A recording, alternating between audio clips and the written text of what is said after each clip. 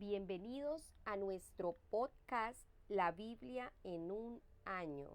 Hoy ya es el día 160 y el tema de hoy es sin tonalidades grises. En la década de 1960, la banda de Monkees cantaba sobre cómo ya nadie parecía creer en una moralidad absoluta. En la canción Shades of Grey decía así: cuando el mundo y yo éramos jóvenes, justo ayer. La vida era un simple juego.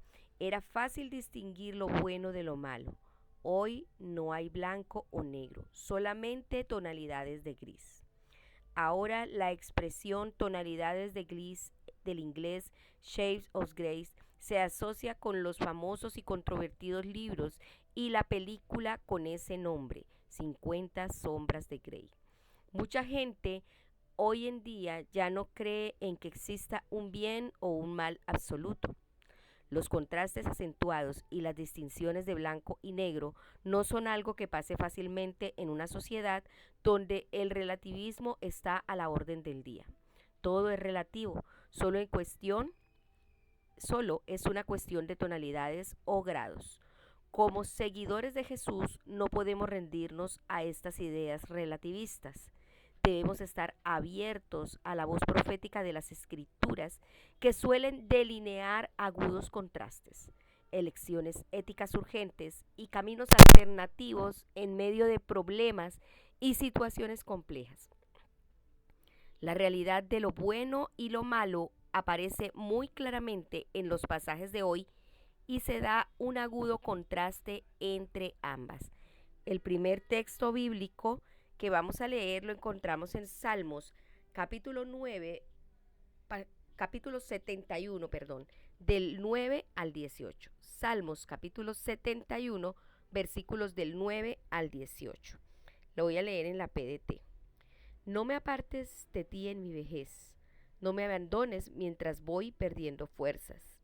Mis enemigos hacen planes contra mí, se han aliado los que quieren matarme. Mis enemigos dicen, él no tiene quien lo salve, Dios lo ha abandonado, atrapémoslo. Dios mío, no me abandones, apresúrate y ven a salvarme, que mis enemigos sean avergonzados y destruidos, que los que quieren hacerme daño se cubran de venganza y humillación. Pero yo siempre confiaré en ti, te alabaré cada día más. Todo el día alabaré y hablaré de tu justicia y salvación, aunque es algo que no alcanzo a comprender. Señor Dios, cantaré acerca de tus poderosas obras, haré que se recuerde tu justicia, solamente la tuya. Dios mío, tú me has enseñado desde mi juventud y nunca he dejado de hablar de tus obras maravillosas. Dios mío, no me abandones cuando esté viejo y con canas, hasta que les cuente a las nuevas generaciones acerca de tu poder y de tu fortaleza. Primer punto, acabar bien versus parecer humillado. El único tipo de gris aprobado en la Biblia es el pelo gris, el cual es visto como una honrosa corona que se obtiene en el camino de la justicia. Eso lo vemos en Proverbios 16:31. Personalmente es algo que cada vez me da más ánimo. El salmista está decidido a terminar bien y escribe: no me rechaces cuando llegue a viejo, no me abandones cuando me falten las fuerzas. Aun cuando sea yo anciano y peine canas, no me abandones, oh Dios, hasta que anuncie tu poder a la generación venidera. Lo acabamos de leer en Salmo 71, el versículo 9 y el versículo 18. Esto se pone en un acentuado contraste con el destino de sus enemigos, los cuales espera que perezcan humillados. Versículo 13. Desde la perspectiva del Nuevo Testamento, probablemente esta no es la mejor manera de orar por nuestros enemigos, pero es cierto que algunas personas parecen perecer humilladas. Es una trágica manera de terminar la vida de cualquier persona. El salmista se pone en contraste con aquellos que perecen humillados, pero yo, dice en el versículo 14, Quiere seguir estando cerca del Señor al final de su vida. De hecho, quiere que el final de su vida sea más fructífero incluso que el comienzo. Y dice, y más te alabaré. Cada generación tiene la responsabilidad de pasar el testigo a la generación venidera. Una parte clave de terminar bien en esta vida es planificar la sucesión. Se ha dicho que es muy importante seguir a un Pablo, formar a un Timoteo, ser mentoreado por una María y preparar a una Febe. Vamos a orar. Amado Señor, ayúdame a terminar bien y declarar tu poder a la generación venidera. Oro para que mi boca dé testimonio de tu justicia y proclame tus grandes obras. En el nombre de Jesús te lo pido. Amén. Vamos a leer el segundo texto bíblico que lo encontramos en Hechos, capítulo 4, versículos 23 y hasta el capítulo 5, verso 11. Pedro y Juan quedaron en libertad y fueron a contarles a sus compañeros todo lo que habían dicho los jefes de los sacerdotes y los ancianos líderes. Cuando los creyentes escucharon esto, oraron todos juntos en voz alta a Dios y dijeron: Señor, tú creaste el cielo, la tierra, el mar y todo lo que hay en el mundo. Nuestro antepasado David, tu siervo, dijo por medio del Espíritu Santo: ¿Por qué se enfurecieron las naciones? ¿Por qué la multitud hizo planes contra Dios? Los reyes de la tierra se preparan para la guerra. Los gobernantes se ponen en contra del Señor y en contra de su Mesías. De hecho, Herodes, Poncio Pilato, las naciones y la multitud de Israel se juntaron en contra de Jesús aquí en Jerusalén. Jesús es tu santo siervo, tu elegido para ser el Mesías. Al ponerse en contra de él, hicieron que tus planes se cumplieran. Todo esto sucedió por tu poder y porque así lo quisiste.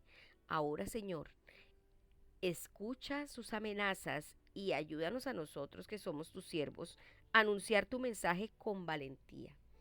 Al mismo tiempo, extiende tu mano para sanar a los enfermos y realizar señales milagrosas por el poder de tu santo siervo Jesús. Cuando los creyentes terminaron de orar, el hogar donde estaban reunidos tembló. Fueron llenos todos del Espíritu Santo y siguieron anunciando valientemente el mensaje de Dios. Los creyentes comparten. Todos los creyentes pensaban de la misma manera y estaban todos de acuerdo. Ninguno de ellos decía que lo que tenía era solo suyo, sino que era de todos. Obrando milagros, los apóstoles daban testimonio de la resurrección del Señor Jesús, y Dios bendecía mucho a todos los creyentes. En el grupo no había ningún necesitado, porque vendían sus tierras y sus casas, traían el dinero de la venta y se lo daban a los apóstoles. Después repartían a cada uno según sus necesidades. Un ejemplo de esto fue José, un levita natural de Chipre, a quien los apóstoles llamaban Bernabé, que quiere decir el que consuela a los demás. José era dueño de un terreno, lo vendió, lo trajo el dinero y se lo dio a los apóstoles. Capítulo 5. Ananías y Zafira. Había un hombre llamado Ananías, su esposa se llamaba Zafira. Se puso de acuerdo con ella para vender un terreno que tenían, pero entregó solo una parte del dinero a los apóstoles y se quedó con el resto. Su esposa sabía lo que había hecho. Entonces Pedro dijo: Ananías, ¿por qué permitiste que Satanás entrara en tu corazón? Mentiste y trataste de engañar al Espíritu Santo. Vendiste el terreno, pero ¿por qué te quedaste con parte del dinero? El terreno era tuyo antes de venderlo. Pudiste haber dispuesto el dinero a tu gusto. ¿Por qué se te ocurrió eso? Le mentiste a Dios, no a los hombres. Cuando Ananías escuchó esto, cayó muerto. Todos los que supieron esto se asustaron mucho. Unos jóvenes vinieron y envolvieron su cuerpo, lo sacaron y lo enterraron. Más o menos 3 horas después, entró su esposa Zafira, quien no sabía lo que había pasado a su marido. Pedro le preguntó: Dime, ¿Cuánto recibieron por la venta del terreno? ¿Fue esa la cantidad? Zafira le respondió, sí, esa fue la cantidad que recibimos por la venta del terreno. Pedro le preguntó, ¿por qué estuviste de acuerdo a la hora de probar al Espíritu del Señor? Escucha, puedes oír los pasos. Los hombres que acaban de enterrar a tu esposo están a la puerta y ahora van a hacer lo mismo contigo. De inmediato Zafira cayó muerta. Los jóvenes entraron al darse cuenta de que estaba muerta, se la llevaron y la enterraron al lado de su esposo. Toda la iglesia y los que supieron de esto sintieron muchísimo miedo. Segundo punto, lleno del Espíritu Santo versus lleno de Satán. Una vez más, vemos un agudo contraste. En este caso, del que se da entre los discípulos. Todos fueron llenos del Espíritu Santo, dice en el versículo 31 del capítulo 4. Y Ananías y Zafira. Pedro le dice a Ananías cómo es posible que Satanás haya llenado tu corazón. Capítulo 5, verso 3. Primero vemos los efectos de ser llenos del Espíritu Santo, que es valentía. Pedro y Juan no se dejan amedrentar por las amenazas que les hacen. Al contrario, alzan unánimes la voz en oración a Dios, diciendo, ahora Señor, toma en cuenta sus amenazas y concede a tus siervos el proclamar tu palabra sin temor alguno. Verso 29. Después de haber orado, tembló el lugar y en que estaban reunidos, todos fueron llenos del Espíritu Santo y proclamaban la palabra de Dios sin temor alguno. Verso 31.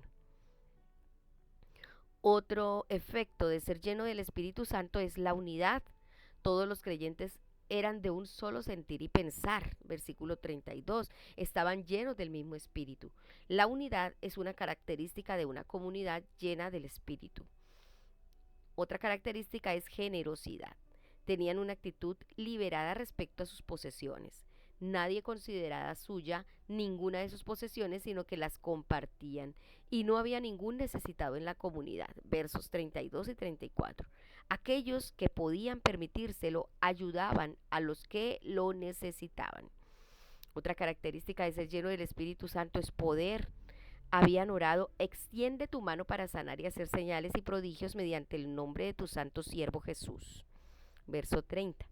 Y sus oraciones fueron contestadas. Con gran poder seguían dando testimonio de la resurrección del Señor Jesús. Versículo 33. Otra característica es la gracia. La gracia de Dios se derramaba abundantemente sobre todos ellos. La experiencia de la gracia de Dios debería conducir a una comunidad de gracia y de bondad. Ahora, en agudo contraste, en la segunda parte del pasaje de hoy, vemos las consecuencias de estar lleno de Satán. Pedro usa unas palabras muy fuertes al decir, Ananías, ¿cómo es posible que Satanás haya llenado tu corazón? Capítulo 5, verso 3. Ananías y Zafira no tenían por qué dar sus propiedades y su dinero. ¿Acaso no era suyo antes de venderlo?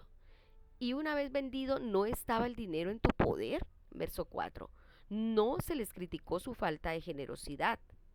La prueba de que Satán había llenado sus corazones no fue solo el hecho de que mintieron, lo cual podía haber sido un hecho espontáneo, sino el hecho de que se confabularon para mentir.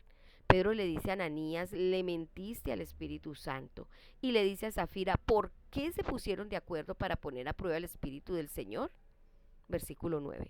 Aquella confabulación fue premeditada y preparada. Dios le dio a Pedro una palabra de conocimiento en el versículo del 3 al 4, que expuso su pecado.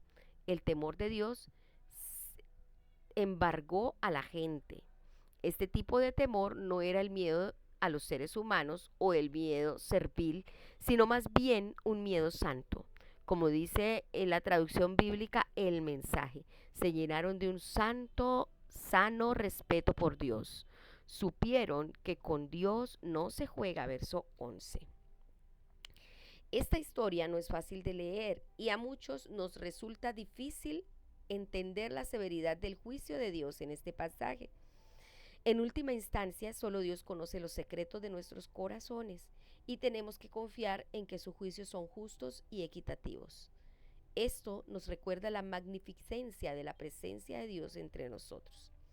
El sentido de la presencia de Dios era tan grande que la gente temió que sus pecados fueran expuestos. Pero esta presencia de Dios y del Espíritu Santo también trajo conversiones extraordinarias, sanaciones, señales y milagros. Vamos a orar. Amado Señor, llénanos con tu Espíritu Santo. Yo oro para que seamos una iglesia conocida por su proclamación valiente, unidad, generosidad, poder y gracia. Te lo pido, Señor. Por favor, danos ese poder, esa valentía y acompáñanos con las señales y los prodigios tuyos. En el nombre de Jesús. Amén. El tercer texto bíblico que vamos a leer hoy lo encontramos en segundo libro de Samuel del capítulo 13. El capítulo 13 leemos desde el versículo 1 hasta el versículo 39. Amón y Tamar. Absalón, hijo de David, tenía una hermana muy bella que se llamaba Tamar.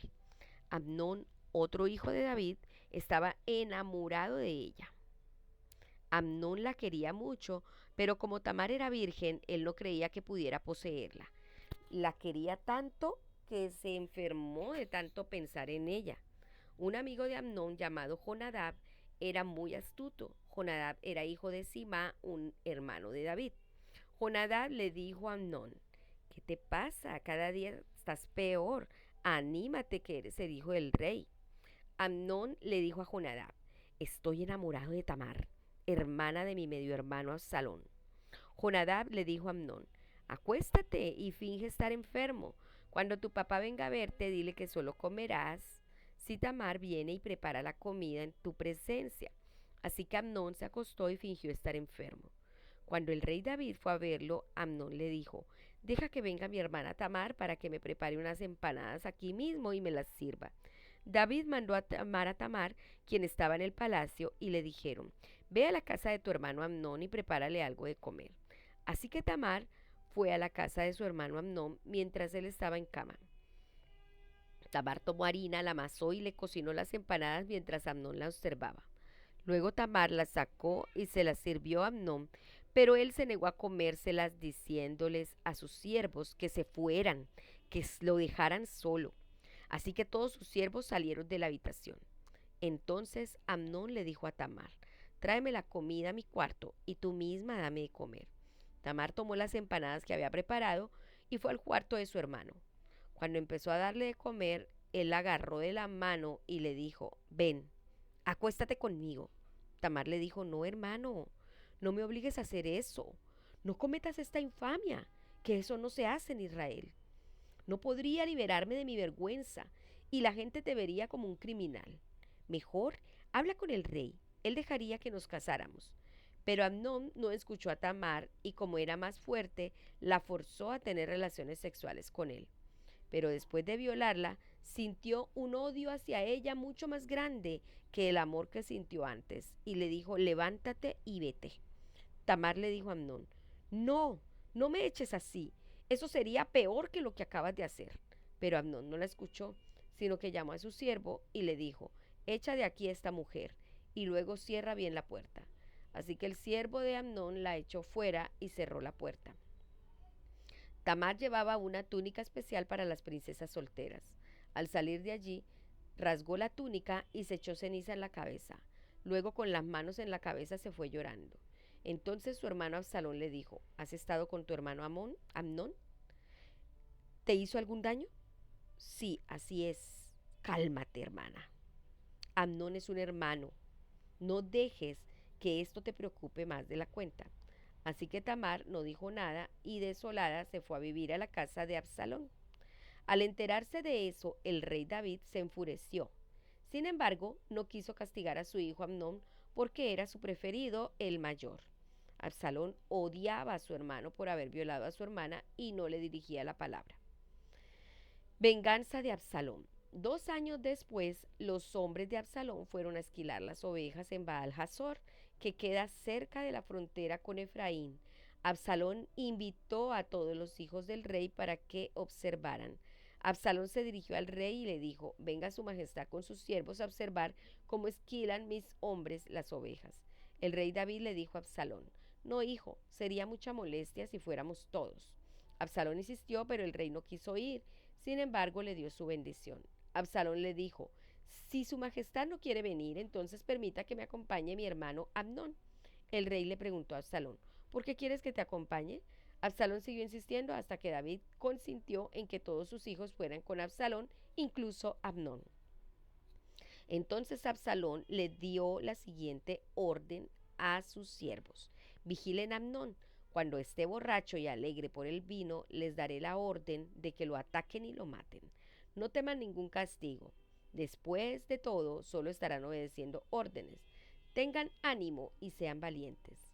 De este modo, los siervos de Absalón hicieron lo que él les ordenó. Mataron a Amnón, pero los otros hijos de David montaron cada uno en su mula y escaparon.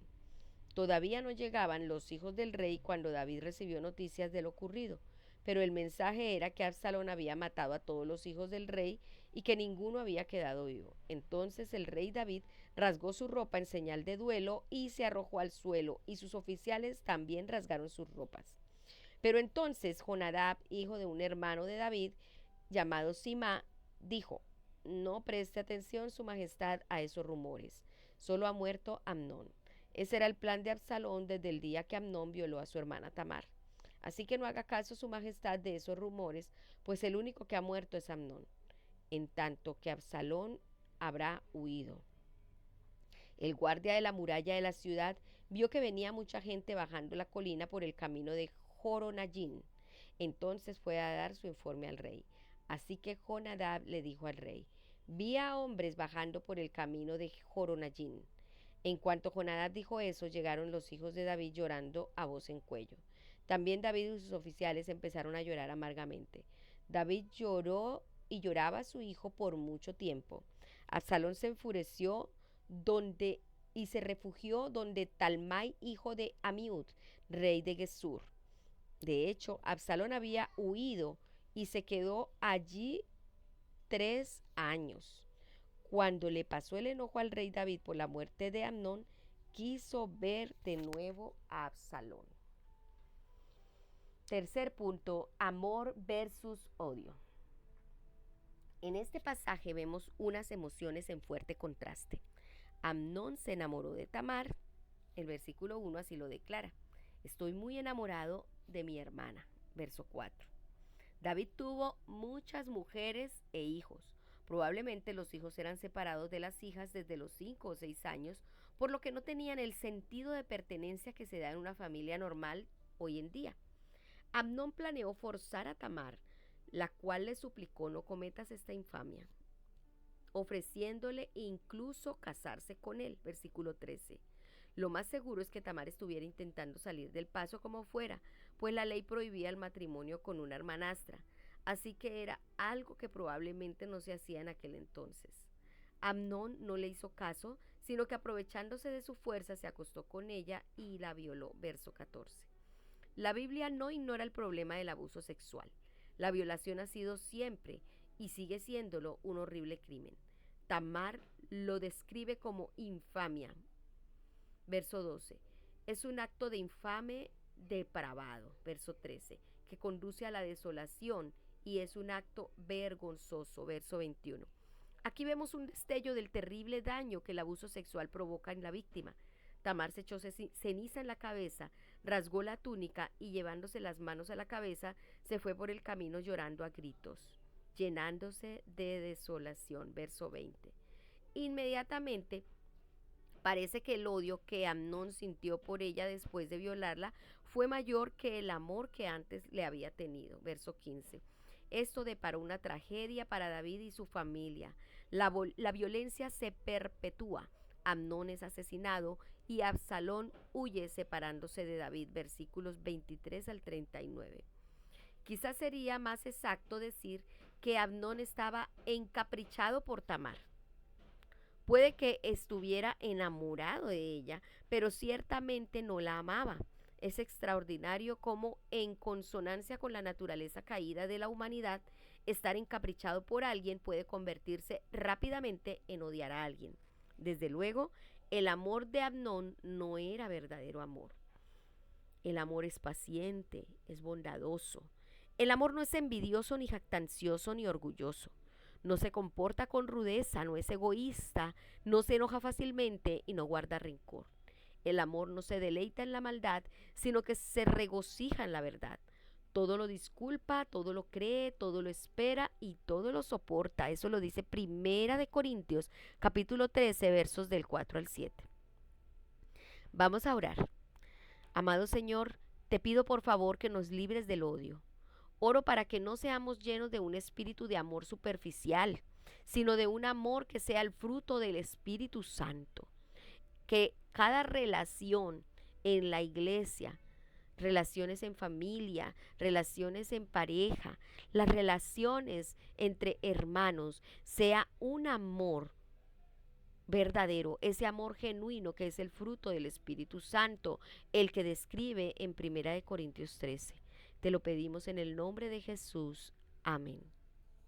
La pastora Pipa añade lo siguiente, tomando 2 Samuel 13 del 1 al 39, en esta historia que acabamos de leer. Dice, aquí es donde empieza a desmoronarse la familia. Parece que se tomaron algunas decisiones muy malas en aquel momento. Jonadab, que era el hijo del amigo de Amnón, le dio un mal consejo. Otra cosa fue si David hubiera castigado a Amnón por violar a su hermana Tamar, podría haber evitado que Absalón se tomara la justicia por su mano. Jonadab, quien tenía que estar avergonzado, pues era la mitad del problema. Sabía con certeza que Absalón había expresado la intención de matar a Amnón, pero no le advirtió a David. Solamente se lo cuenta después. Fue un mal amigo para todos ellos. A veces es duro decirle a la gente la verdad en vez de decirles lo que quieren oír, pero es importante dar el consejo correcto, incluso a riesgo de perder la amistad. Tiene la razón la pastora Pipa. Y este devocional, que sea de mucha edificación para cada uno de nosotros. Recordemos que la palabra de Dios está llena de contrastes y sin tonalidades grises. Esperamos que este devocional haya sido de mucha bendición para sus vidas. Y recuerden que fue escrito por el pastor Nicky Gumbel de la iglesia HTB en Londres.